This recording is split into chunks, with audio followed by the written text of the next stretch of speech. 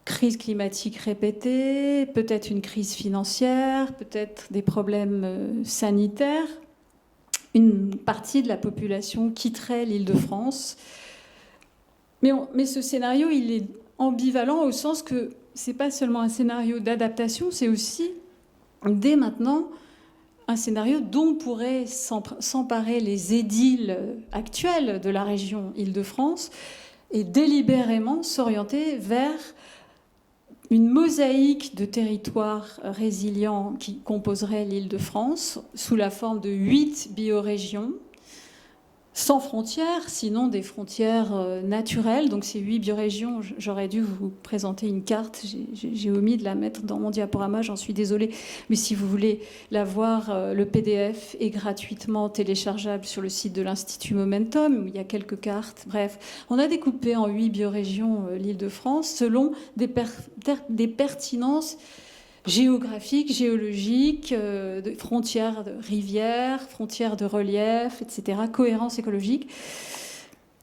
Et on a imaginé donc des territoires travaillés différemment, où la diversité réapparaît, où la voiture s'efface, et où, voilà, par exemple, vous avez une vue d'un bourg en Essonne, Metz, aujourd'hui. Vous voyez les champs, les grandes parcelles agricoles et des carrières. Eh bien, en 2050, c'est une date prétexte, hein, mais on a imaginé rendre cette petite ville permaculturelle, d'une certaine manière, c'est-à-dire s'auto-régulant davantage, notamment sur le plan climatique, introduisant l'eau pour essayer de rafraîchir le climat, pour avoir des stocks d'eau aussi de récupération de l'eau de pluie, etc., à la place de ces carrières, fractionnement des champs, redimensionnement des bassins de vie, des échelles de vie, traversée marchable des paysages, alors qu'aujourd'hui, vous pouvez essayer de traverser à pied un champ de blé, un champ de maïs, c'est impossible. Donc le fractionnement en polyculture permettrait aussi de modifier les mobilités, d'autant plus qu'on travaillerait plus près des terres. Je pourrais vous en dire plus, mais j'ai moins de temps. Et puis on a aussi réfléchi aux aspects urbains et périurbains, et pas seulement aux campagnes. Et là, voilà une vision de Villiers-le-Bel, une petite banlieue pavillonnaire classique qui, une fois débarrassée de l'emprise automobile, voit apparaître des axes de verdure, de circulation douce et des micro-fermes dans les espaces libérés à la fois de l'automobile, mais aussi de mutualisation des parcelles pavillonnaires et transformation en communaux d'entraide, hein, en lieu d'autoproduction de ces quartiers qui sont aujourd'hui des pavillons clôturés.